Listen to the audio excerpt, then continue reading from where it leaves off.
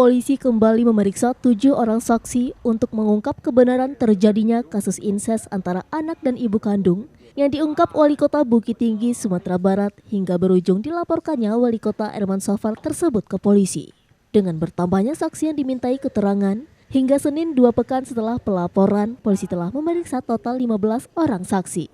Kasat Reskrim Polresta Bukit Tinggi AKP Fetrizal mengatakan bahwa saksi-saksi tersebut diantaranya pihak keluarga, termasuk remaja MAZ yang diduga berbuat inses. Lalu ketua RT, tetangga, 2 orang kepala dinas dan psikolog dari Dinas Pemberdayaan Perempuan Perlindungan Anak, Pengendalian Penduduk dan Keluarga Berencana DP3 AP2KB Kota Bukit Tinggi, serta pihak institusi penerima wajib lapor IPWL tempat remaja MAZ direhabilitasi sebelumnya.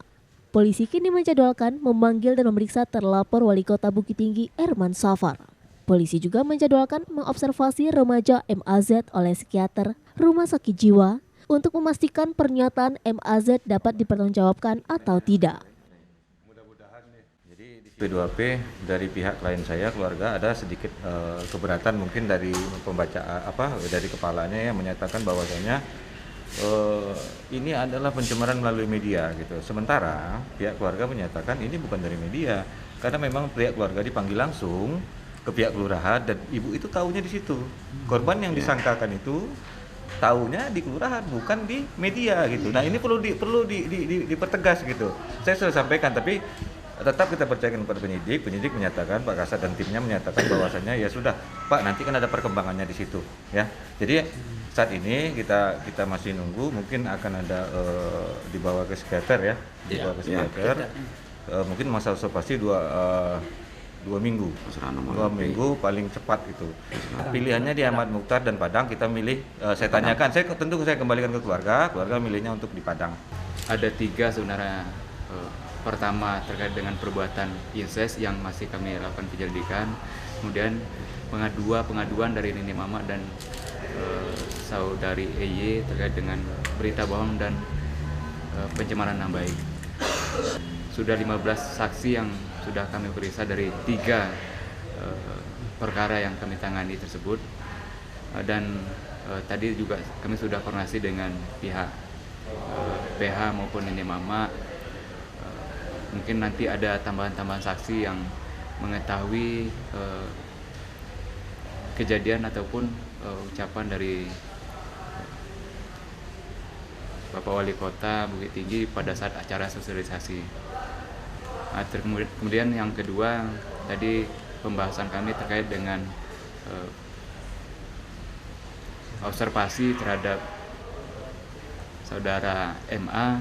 Ini akan dilaksanakan di Rumah Sakit Sanin Padang, yang jadwalnya kami masih menunggu juga dari pihak saudara MA.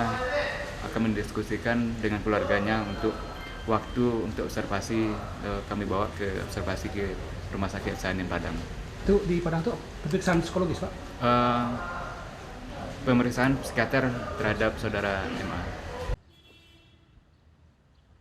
Pada pemeriksaan polisi dan psikolog sebelumnya, pernyataan remaja MAZ selalu berubah-ubah dan tidak konsisten dengan jawaban-jawaban yang diberikan. Sementara itu, melalui kuasa hukumnya, EY dan keluarga remaja MAZ mengatakan bahwa melaporkan wali kota ke polisi karena tidak terima dengan pencemaran nama baik mereka karena tidak pernah melakukan yang disebutkan. Keluarga mengaku mengetahui wali kota Bukit Tinggi mengatakan EY berbuat seks menyimpang dari laporan pihak kelurahan ketika mereka dipanggil ke kelurahan setelah kasus diungkap wali kota tersebut viral dan membuat heboh warga termasuk aparat kepolisian. Wali Kota Bukit Tinggi Herman Safar dilaporkan ke polisi setelah mengungkap adanya kasus inses yang dilakukan warganya selama 11 tahun belakangan. Dari hasil penyelidikan polisi, sumber informasi wali kota tersebut berasal dari seorang remaja yang sedang direhabilitasi karena kecanduan mabuk lem. Wali Kota Herman disayangkan tidak melakukan cek dan recheck kebenaran informasi tersebut sebelum mengungkap ke publik. Dari Bukit Tinggi, Sumatera Barat, Waisi Kumbang, iNews melaporkan.